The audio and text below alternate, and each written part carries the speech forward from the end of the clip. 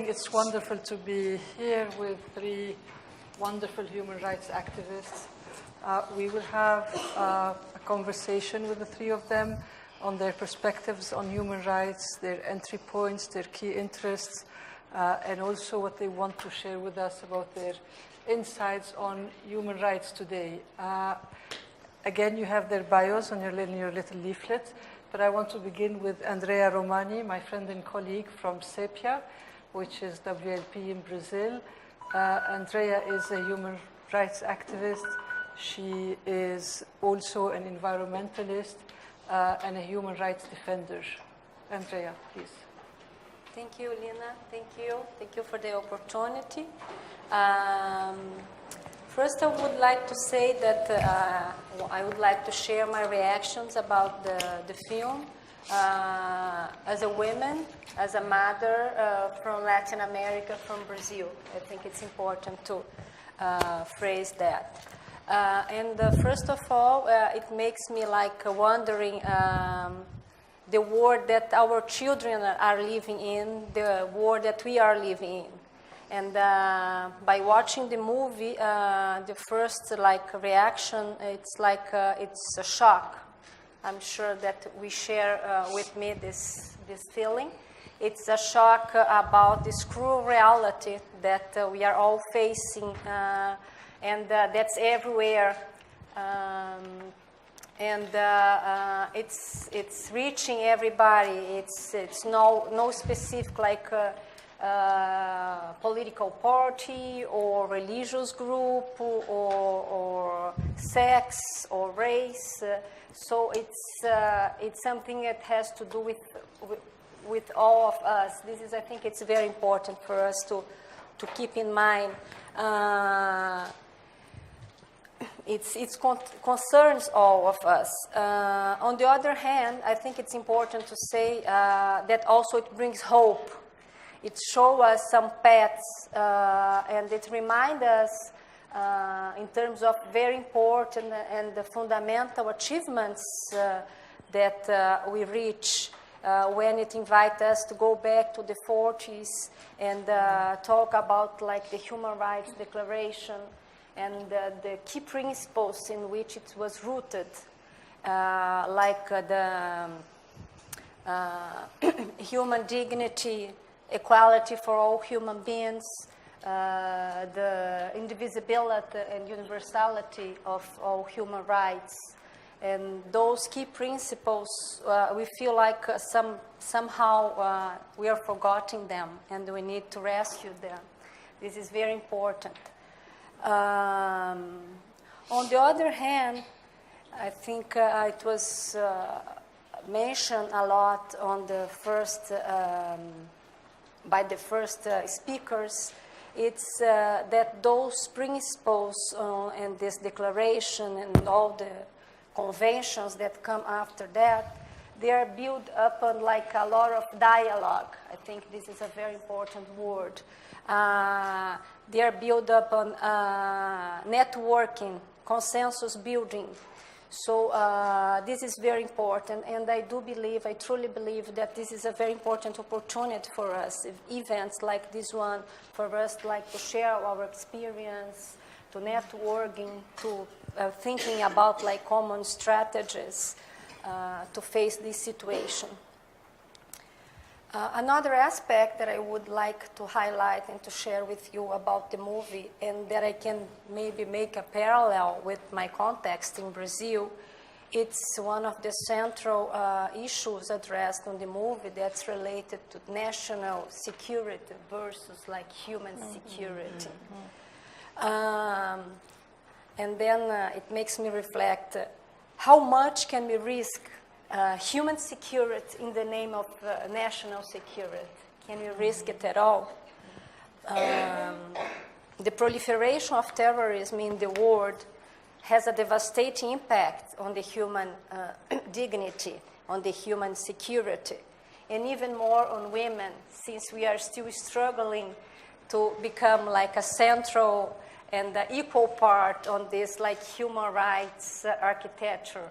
So it's evident that those impacts are even more strong against us. And the film shows many examples of these impacts. Many times in the name of national security, the human security is violated and fundamental human rights are disrespected.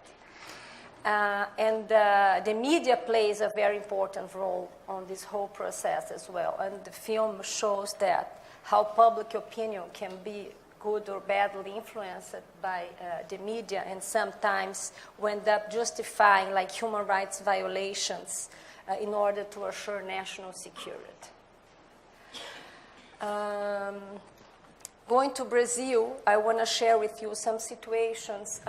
Today in Brazil, what you hear more and more when you are on a cab or on a bus stop or talking with some friends, it's like people are starting to think, why do we need to defend human rights? It's no need for human rights organization. How come someone who committed a crime, even a small crime, how come they deserve human rights? And even if it's just like a small parcel of the population who is sharing those feelings and this opinion, I think we cannot disregard it, we cannot ignore it, because this is very important in terms of a shifting on the understanding of human rights. And we start to miss like one of the key principles of human rights, that's the idea of universality. And it's starting to come apart like an idea of some can be more entitled than the others. Another example, it's like we saw some situations in Brazil, more specifically in Rio de Janeiro, where some situation in terms of pickpockets, and the population tried to like lynch these pickpockets on the streets. And this is very dangerous, and the human rights and women's rights organizations stand up against it. And what it's very scaring, it's like it makes us think that we are starting to making the rules for searching for justice. We are deciding our own rules how to reach the justice. What we see is that a collective feeling of insecurity and fear can lead to the tolerance of disrespect of human rights. And this is very clear in the film, that how fear can drive us to be tolerant in terms of the respecting like human dignity and human security and basic human rights. Another situation that I would like to share with you, and it has to do with the violation of human dignity and human security in the name of national security. It's what's happening in low-income neighborhoods in Rio de Janeiro called favelas, where for many times the police arrive on those places looking for drug dealers, because for many times those areas were like controlled by armed drug dealers. And they just committed many violations of human rights, going to the house of the people and arresting and even imprisoning some of the residents, just justifying that they are they are looking for those drug dealers, and they justify it in the name of the national security. And it's important to say that despite the fact that we are all vulnerable, some are more vulnerable than others. And in this situation, usually the main victims are like young black men who are always seen by the police as potential criminals, or that they are the ones who put in risk the security. Of course, it's also hope, like it was said before, civil society, it's very dynamic and reacts, and the women's organization and the human rights organizations stand up against those situations and they give visibility to it. So we are there, we are monitoring, we are questioning, but we cannot forget this situation. And why I'm sharing with you those situations in Brazil and how we can make the connection. That's because what I would like to say is that, like, even though Brazil is a secular country with a very progressive constitution, with a very dynamic civil society organization, we are also in risk. And this, what we say, this dichotomy, if you can say that, between national security and human security, it's also there and it's growing. So this is very important for us to be alert of. Just to finish this first, like, sharing of the impression about the movie, what I would also to say, and it's like, is extremism, discrimination, inequality, either on the local, regional, or international arena, it's truly incompatible with the struggle that we have been doing for human dignity and for human security. Thank you, Andrea. Thank you.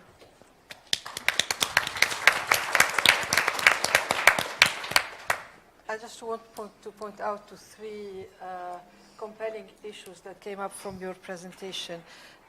When you talk about how national security in Brazil is actually being used to justify violation of human rights, and it brings me back to the infamous emergency law of Egypt, which still prevails until now. But if you think about it, it's no different than the Patriot Act, actually, in terms of taking extraordinary measures that curtail individual freedoms, because you have extraordinary circumstances that only a small group of people has the privilege to define what are these. And also the phenomenon of the vigilantes in a situation of failed state, which I think is really scary, and I think we are seeing it definitely in the MENA region. It's being presented as a positive reaction from communities, but it is actually an excellent first step towards violation of all forms of rights. And I forgot what the third point was, but anyway. I'm delighted to have Barbara Phillips. Barbara is a former law professor, civil rights activist. I learned so much from hearing her talk 2 days ago. Barbara is going to focus on the situation in the United States. Thank you, Lina. I have to say, the first time I saw our film, I just sat there and cried. It just was so moving. Many have, yeah. Yeah, and seeing it again today with such a wonderful group was really terrific, especially after the conversation of the first panel. I felt I only had one tear. So, but in the meantime, some things have been happening in the U.S. that I think provide an answer or continue the conversation that was begun by the first panel. How are we going to go about revitalizing our movement? How are we going to continue this journey? How are we going to finish the journey that the film talks about? And I have come to believe that we have unprecedented possibilities here in the U.S. To finish this journey.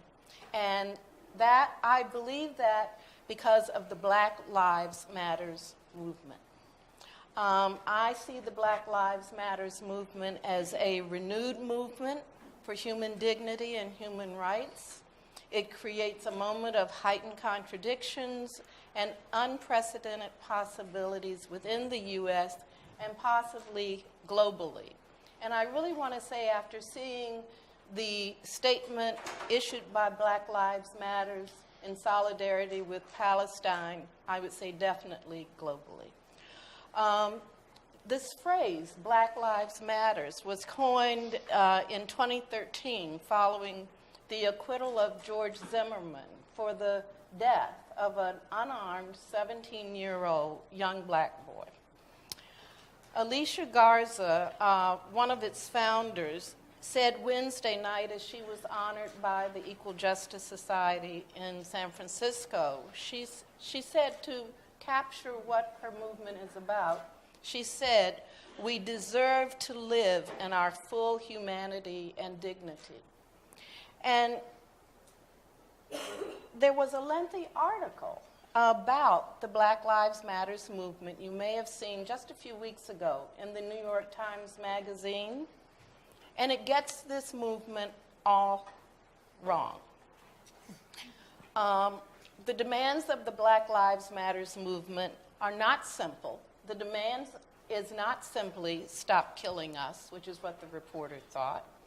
It is not a leaderless movement, and it is not Twitter, which is, again, the reporter seemed to have no comprehension of the multiplicity of leaders and the multiplicity of organizations that are supporting this movement. It arises not simply from police violence. This movement arises 150 years after the Civil War, when there were 4 million black slaves in this country. There was a period of rebuilding after the Civil War. It was called Reconstruction, but it ended in 1877, and the freed blacks were left to the whims of white Southerners and Northerners who went about the business very quickly of reestablishing white supremacy. We in the U.S., we, the descendants of those slaves, lived under those conditions until the modern civil rights movement was energized by the 1954 Supreme Court decision that concluded that racial segregation in public education was unconstitutional. So that's a very, very long time. So the civil rights movement began, we're talking about 1877 to 1954. Civil rights movement begins dismantling state and federal laws and practices of white supremacy, and ultimately succeeded in terms of policy and in changing some social practices. But in terms of policy, in 1964, the federal government passed the Civil Rights Act, and in 1965 passed the Voting Rights Act, which for the first time brought many blacks into the political life of this country. And that's 1965. It's not so long ago. And so we proceeded for a few years to continue to dismantle white supremacy in this country. But while ISIS is waging war against democracy globally, we unfortunately had the Republican Party and its ideological Supreme Court spending the last 50 years attacking the accomplishments of the civil rights movement and attacking the foundation of democracy, specifically the right to vote and all the other gains that have been made by the civil rights movement. We've also had an attack upon the separation of church and state. The war against women is no joke in this country. It is very real. As the Supreme Court has devastated the Federal Voting Rights Act, the result has been a stampede of efforts by Republican state legislatures to exclude immigrant and minority communities from the political process. 31 states have introduced or passed over 190 discriminatory vote suppression laws. So Black Lives Matter arises not simply from police violence against blacks, but from this unfinished business of Reconstruction and from this 50 years of right-wing attacks on the gains of the civil rights movement and the women's movement. The ideology of the right is nothing short of an attempt to march us back to the 19th century under the banner of white supremacy. And this ideology was supercharged globally after 9/11. Now, the Black Lives Matter movement is led by young, organizing activists with a global consciousness and an understanding of the connections among issues of race, class, gender, sexuality, and U.S. policies abroad, such as the oppression of Palestine. Just this past summer, 1,000 young activists gathered in Cleveland, and they passed a statement in solidarity with Palestine. And I want to say exactly how they opened their statement.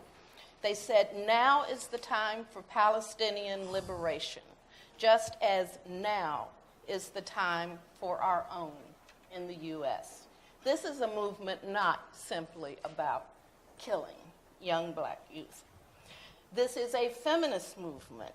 It is explicitly challenging and conscious of challenging patriarchal structures and cultural norms. It is a full-on challenge to the status quo.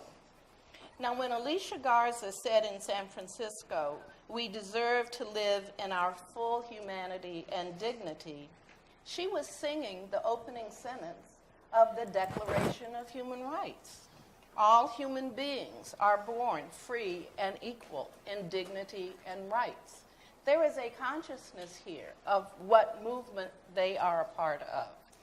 So her language, in my view, underscores that our human rights movement is revitalized by claims from the people for dignity.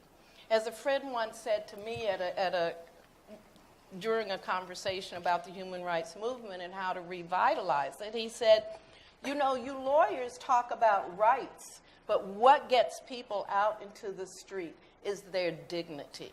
And dignity is, I think, the language of the people. So, again, contrary to the limited comprehension of the New York Times, which is nothing new, Black Lives Matters is composed of many leaders and organizations, and its issues reflect all of the indivisible human rights that we care so much about. And just to, underscore that it is indeed a movement and not scattered incidents. Just in a year, since August of 2014, there have been more than 1,000 protest actions held in the name of Black Lives Matters. There's even a new generation of protest music from Prince and Janelle Monáe and Lauryn Hill. And if you've got music, you've got a movement. So I think there's a new consciousness and a new spirit seeking justice in this country. And it is aware of the global connections. It's a movement to overcome the enduring legacy of slavery and the heightened oppression of the recent 50-year advance of white supremacy. But this is a human rights movement that sees itself operating not just in the U.S., but connecting with people all over the world. I'm very excited.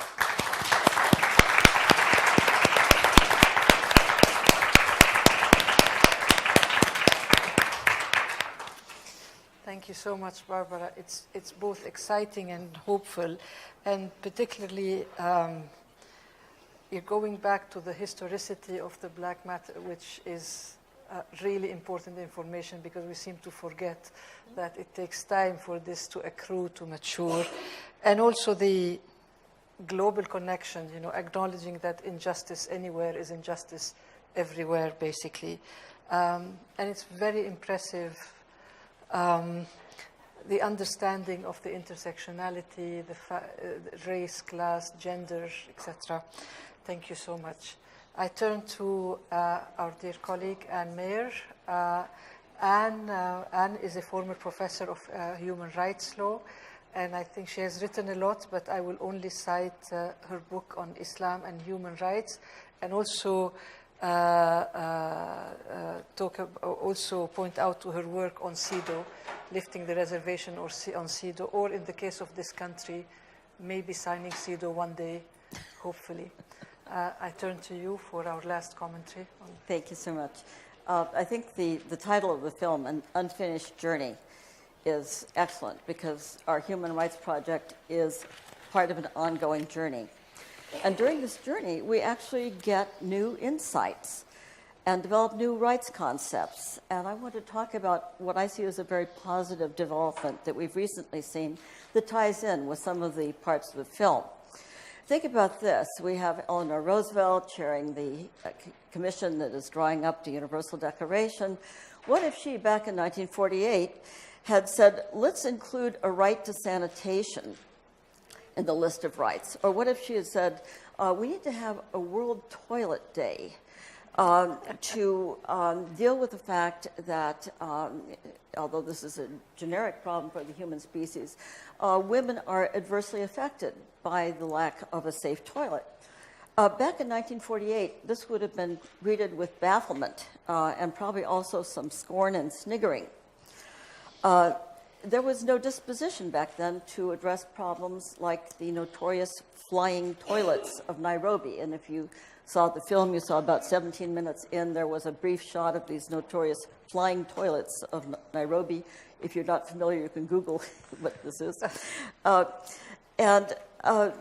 What we have now is a change in mentality so that the serious human rights problems that have been caused by the open defecation and lack of sanitation that face about 2.5 billion people on this planet can at last be addressed in the UN human rights system.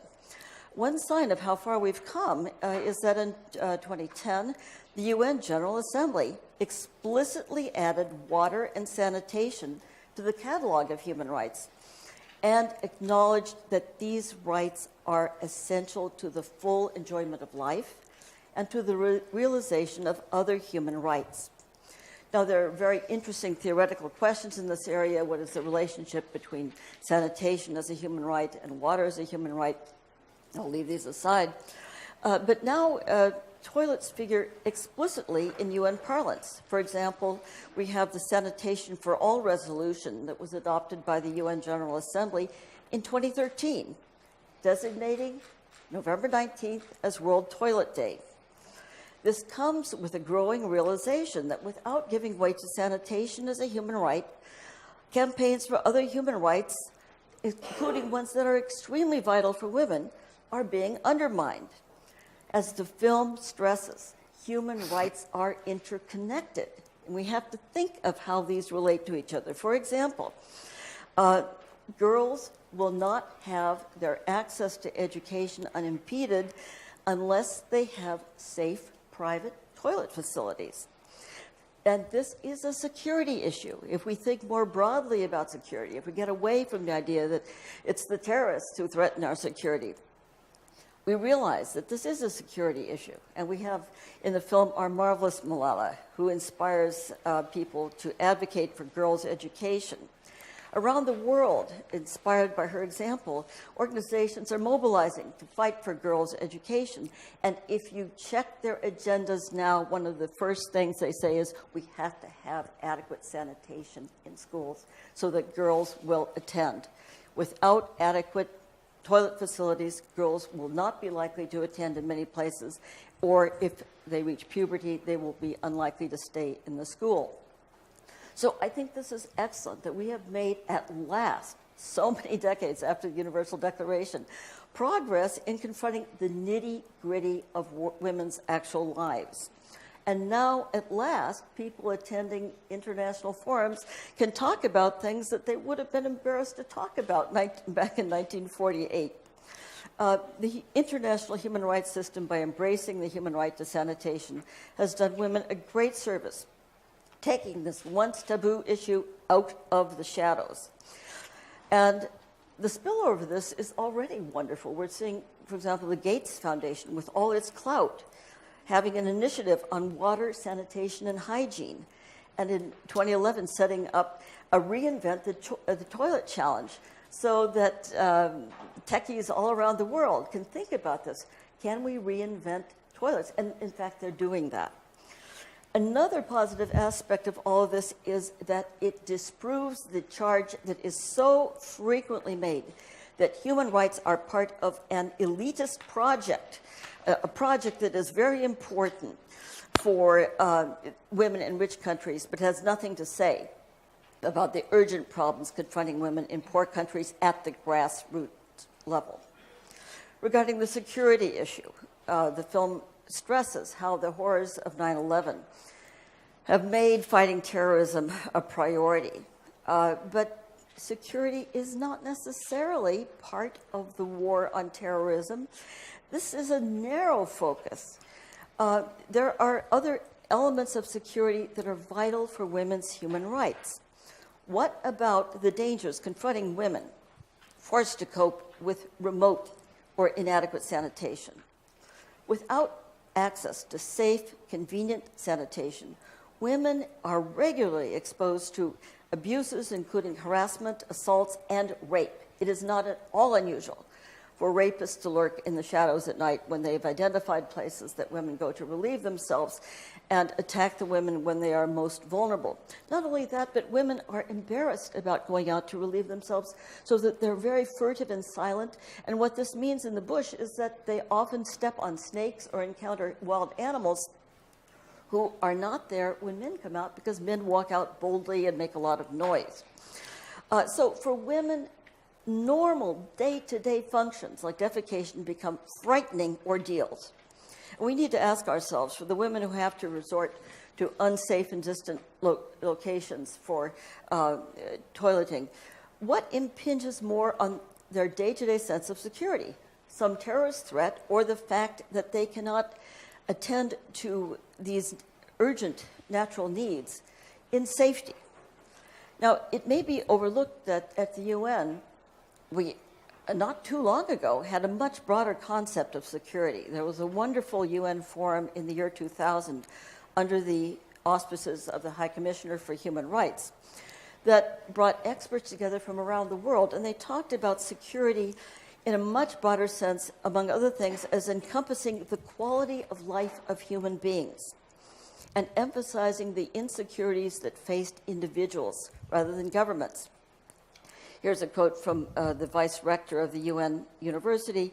Human security refers to the quality of life of the people of a society or polity. Anything which degrades their quality of life is a security threat. And I think it's a very fortunate development that today we recognize that the quality of women's lives is degraded where they're forced to resort to these distant, unsafe, and problematic bush locations to relieve themselves. Now, the World Toilet Day has provided stimulus for underlining how sanitation matters for women's security. And what we see is a growing awareness that gender-based violence connects to inadequate sanitation. This is not something we could conceive of happening back in 1948, but in 2013, the UN Secretary General says, we have a moral imperative to end open defecation and a duty to ensure women and girls are not at risk of assault and rape simply because they lack a sanitation facility. So we see that the insecurity that flows from the lack of safe and convenient sanitation is now recognized as standing in the way of many human rights. And of course, one can go on and on about women's mobility, their participation in activities, et cetera. So many are affected if they don't have adequate sanitation. And last year, on World Toilet Day 2014, the UN expressly noted the linkage between a lack of adequate sanitation and obstacles to women's human rights. It adopted the theme of equality and dignity, two of the most important components of our Universal Declaration, and the link between gender-based violence and sanitation.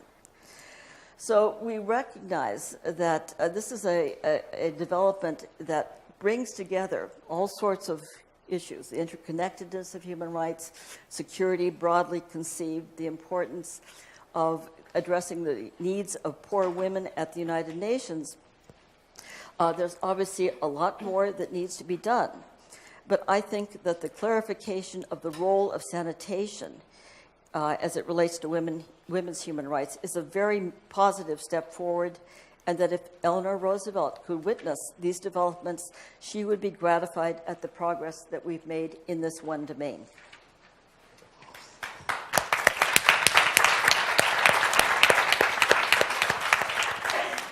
Thank you, Anne. Thank you to actually reminding us that what we consider to be quite a normal basic right for us is actually class-based and is actually a privilege to many, many women around the world. And the linkage you make, which is a linkage in reality to insecurity and to gender-based violence. Thank you so much. I think we're getting near the end of our session. Actually, it is the end of our session. We'll take, we have 5 minutes, perfect.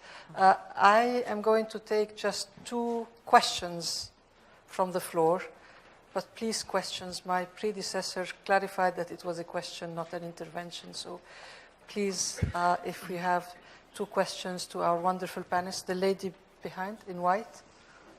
Just give us a second. Give us, no, give us, she's going to give you the mic. And can you introduce yourself, please? Yes, my name is Christina Slentz, and I'm coming from Old Dominion University. And I think all of you touched on topics where fear, as the film emphasizes, really thwarts the progress in the direction of human rights. So how do you see women uniquely as able to either develop these coalitions or challenge the status quo that answers fear with mechanisms that degrade this progress, and what can we do as women that maybe uniquely gives us an opportunity to form a coalition that will promote human rights despite the fear that comes about with threats to security? Thank you. I'm going to take another question and then give 1 minute to each of our panelists to react. Do we have another question? The lady over there. This is Karima.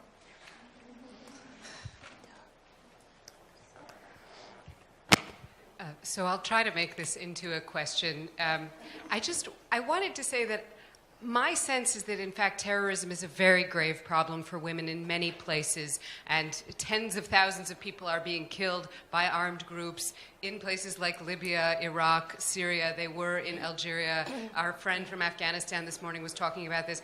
My question is, how do we, instead of saying it's a choice between sanitation or terrorism, or somehow this terror threat that states are whipping up isn't that serious, we need to be thinking about other things, how do we instead, in fact, offer an answer of our own on the problem of armed group violence, which I don't think we should be minimizing? The question is how you address it. Thank you, Karima. We'll have to stop here. I just have a very short reaction to Karima from an example from Lebanon, which is actually adds to your question. Some of you may have heard that recently there have been riots in Lebanon in response to the state's many failures, but one of which was more blatant, was basically the failure to lift rubbish, which is a little bit uncomfortable. But it did stir mass riots. And it got some of us to think, well, ISIS now has controls, they say, almost 10% of the Lebanese territory, which in a small country is actually quite a significant area.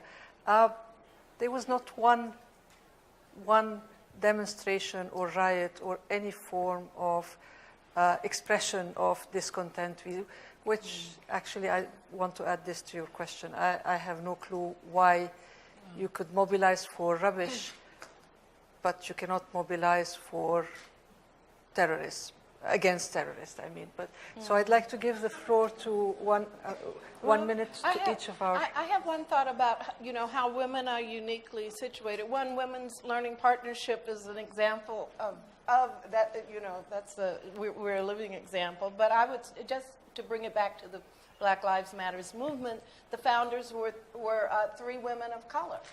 And this movement is a feminist movement. As I said, it's launched with a consciousness of patriarchy and the social norms flowing from patriarchy being at the center of the oppression that they confront. But it is a multi-issue movement, and while the hashtag is Black Lives Matters, it's also a very inclusive movement because it's about an analysis of oppression that starts with patriarchy. And women are leading it. As to the first question, I would just refer to our brilliant leader, Mahnaz Afkhami, and Women's Learning Partnership. I think that you've opened such a broad question here that you really need to consult a group like Women's Learning Partnership that has wrestled so long and so hard with the many dimensions of the issues that you were raising. And with regard to terrorism and sanitation, I don't see these as you have to emphasize one and neglect the other. I was simply trying to point out that it's very easy for those of us who don't confront these problems that face poor women to forget about how badly their lives are impacted by the lack of adequate, safe sanitation, and that it's a good thing when we're talking about human security to do what many of the experts did at the UN Forum back in the year 2000, which is to emphasize the well-being of the individual as a concern of security, in addition to the threat of terrorism, which I don't mean to underplay at all. Andrea? I just want to add, I don't have an answer to your question, but I think like one of the strategies that we women have been doing, it's like be political actors on our daily lives, on the different environments where we work, that we live, and this is very important, either individually as political actors, and also this ability that we have, and the Women's Learning Partnership is a good example of it, of coalition building, of networking, and how we empower ourselves, our own agendas, our own institutions, through these moments of sharing, dialoguing, and strategizing together. Thank you. Right on time. I'm going to stop here. I'm sure we could have continued even more.